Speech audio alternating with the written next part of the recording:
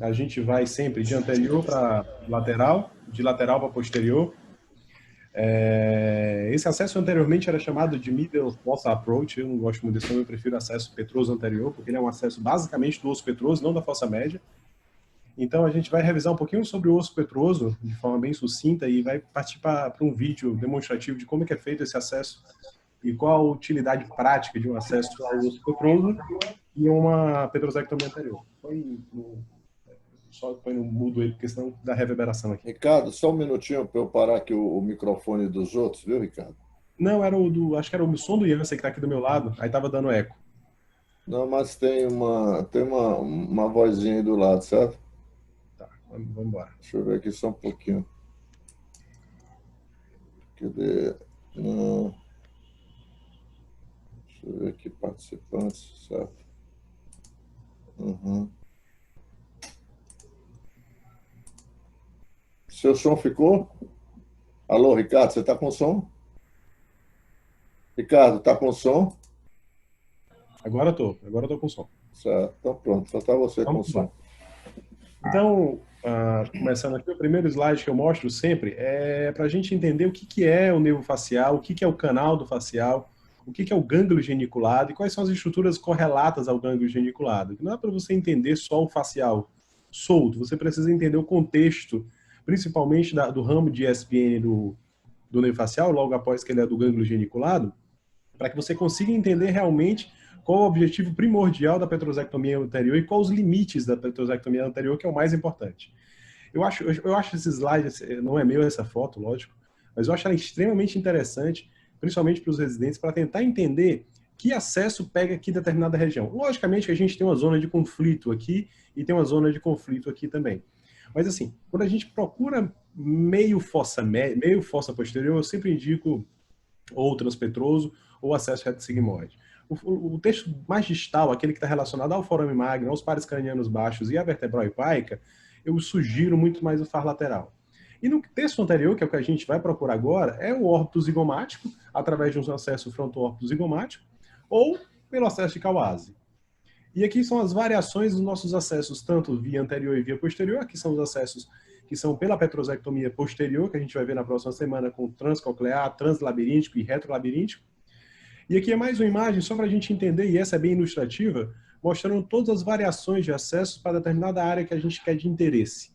A gente observa que o reto sigmoide é um dos melhores acessos que existem. Para mim é um acesso perfeito. O único defeito dele são as regiões mais clivais, as regiões mais anteriores e superiores do clivus, que esse acesso não vai chegar. E também para os pares cranianos baixos. Mas se você fizer um reto sigmoide bem feito e descer um pouquinho mais, você consegue até chegar com o reto sigmoide, quase que eu chamo de, que é o melhor acesso de todos, que chama de Far-Enough.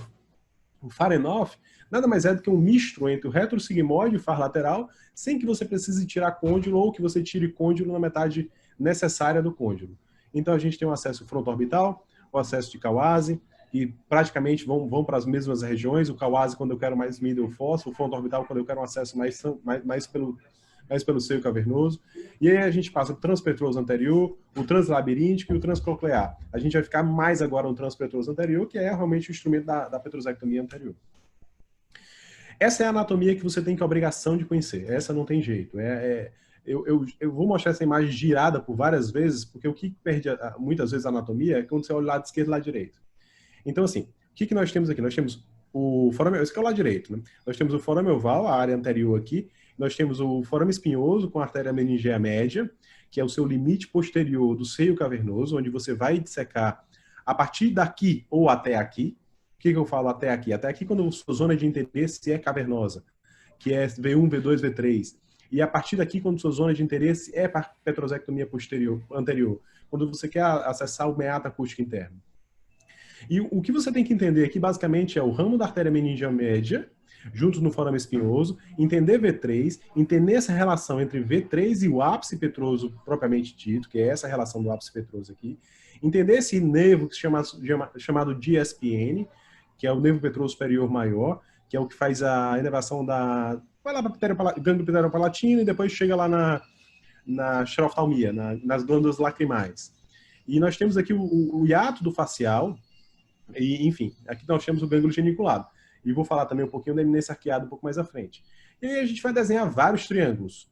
Por exemplo, o triângulo de Glasscock, que nada mais é do que a dura de V3 até o nosso hiato facial, que corre em cima do meu GSPN, e uma linha superior que vai imaginária, que vai ligar a ponta do GSP, a ponta do forame espinhoso até o hiato do facial.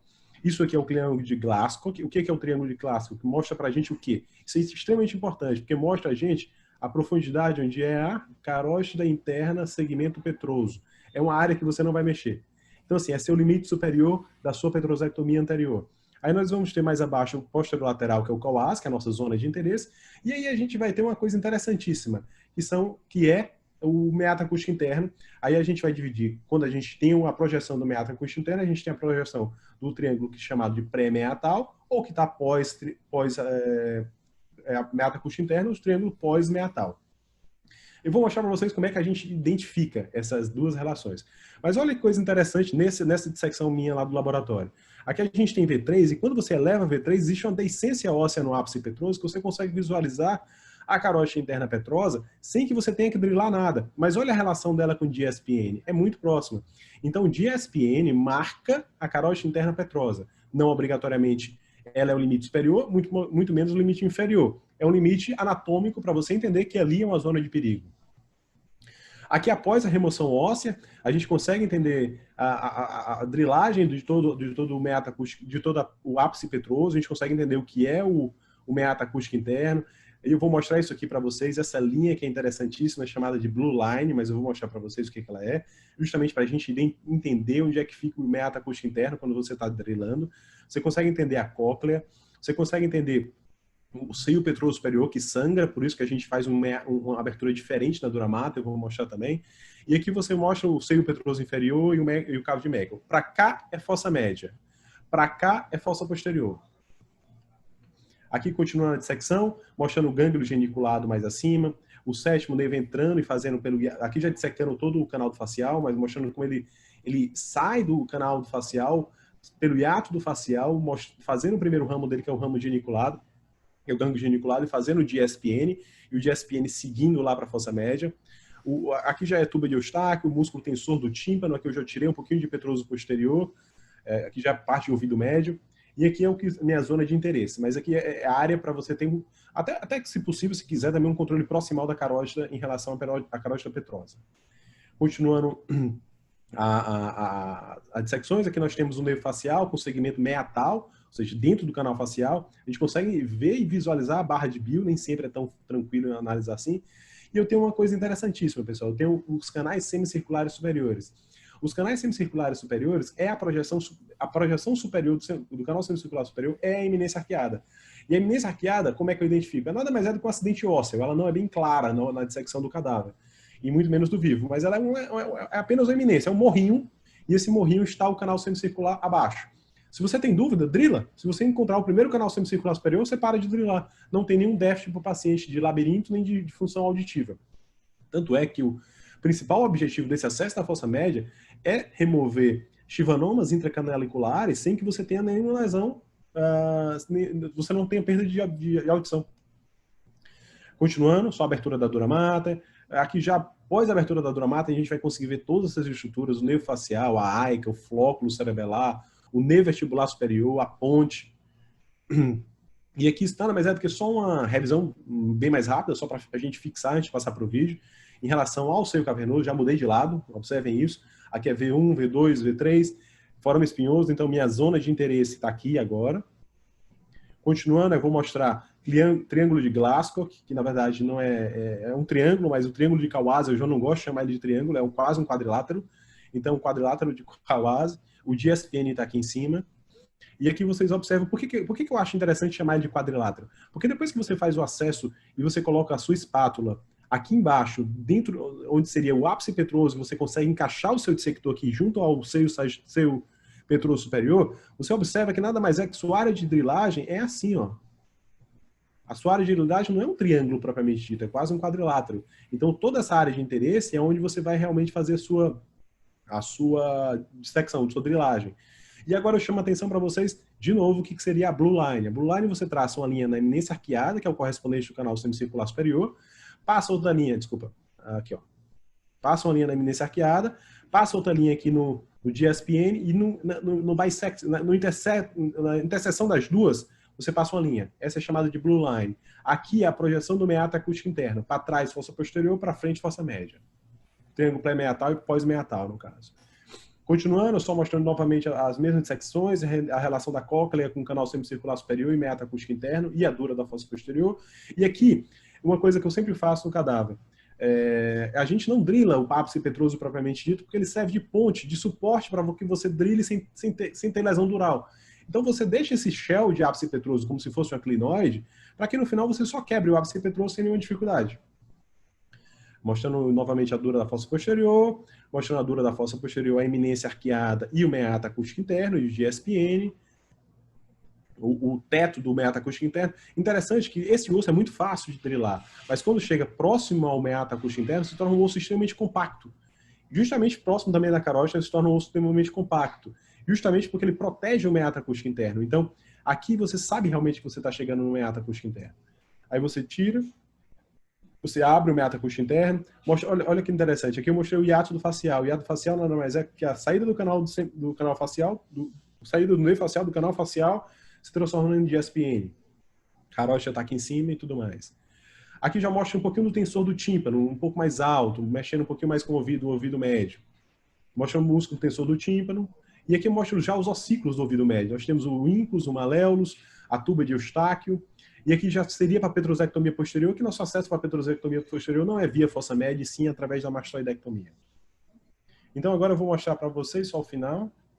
A petrosectomia, o objetivo dela é que fique assim. Isso aqui não precisa estar exposto. Você pode ou não cortar o GSPN, dependendo do seu acesso, mas que você, no final, tenha essa imagem. Logicamente, a gente vai fazer essa derrubada dessa parede aqui do osso petroso. Vou mostrar agora um vídeo, que é justamente para a gente fixar bem. Só um minuto que eu estou abrindo aqui.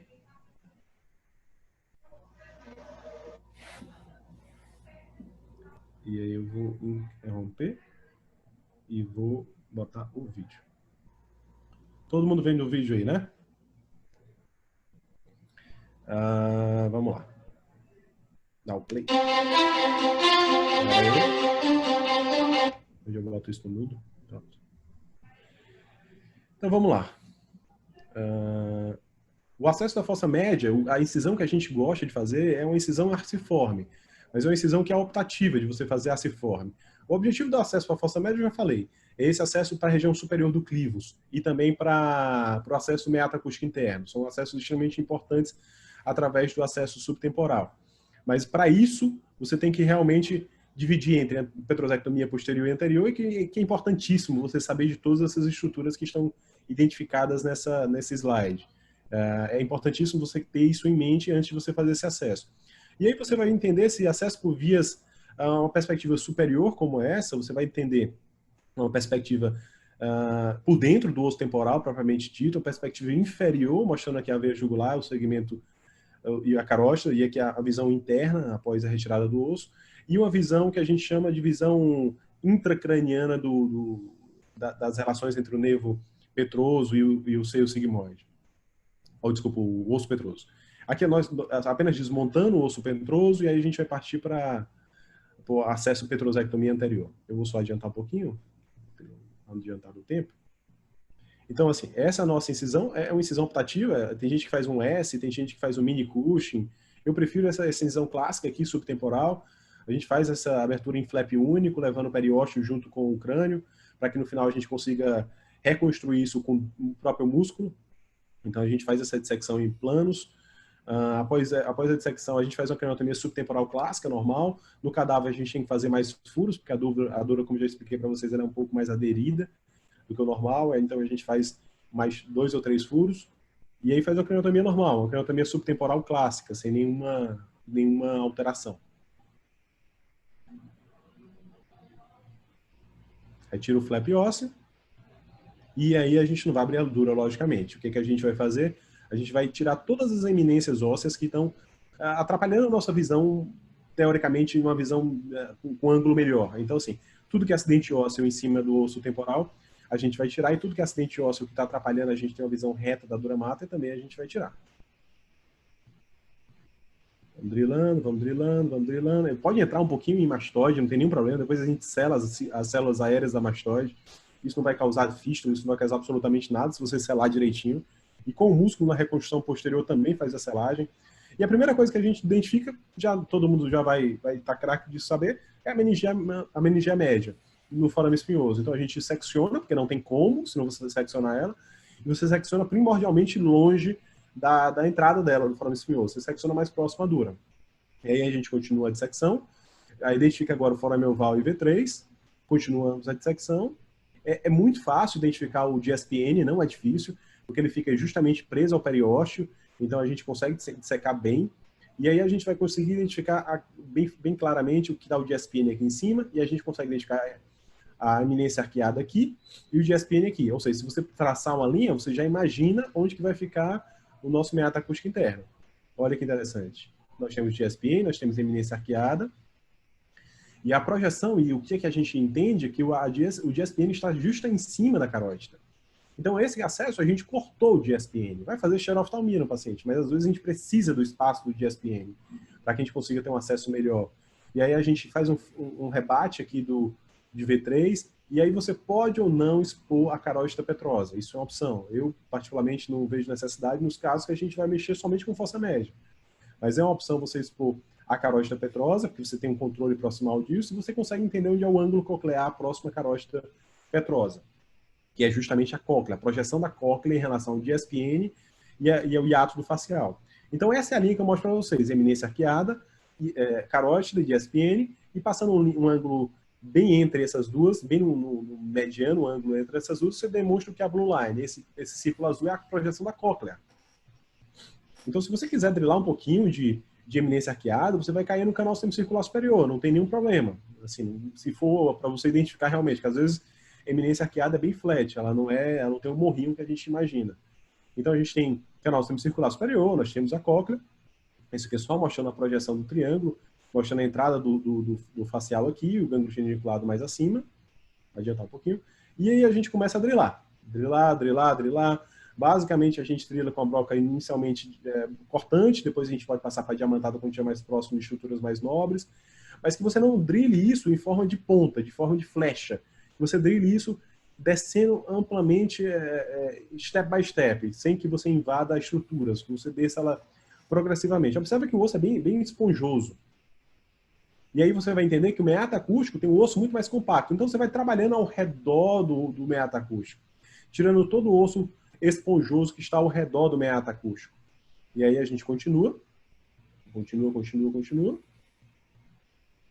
E aí a gente consegue já agora tirar o teto do canal do meato acústico interno. E se você abrir, você já tirou seu chivanoma pela fossa média sem comprometer absolutamente nada de audição.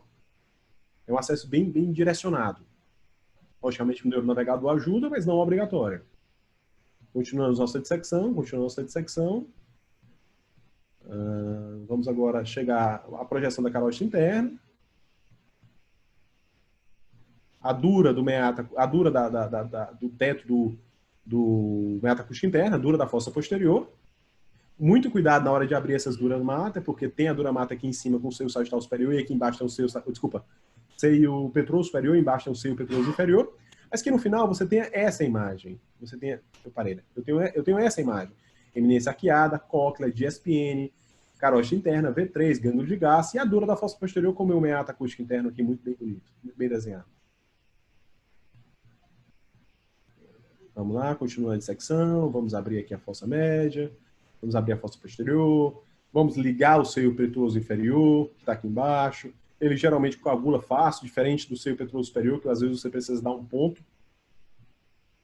Aí que a gente identifica novamente o que é o triângulo pré-meatal e o que é o triângulo pós-meatal. O que são as projeções do meato acústico interno, dos canais semicirculares superiores, da cóclea, do seio petroso inferior, do seio petroso superior.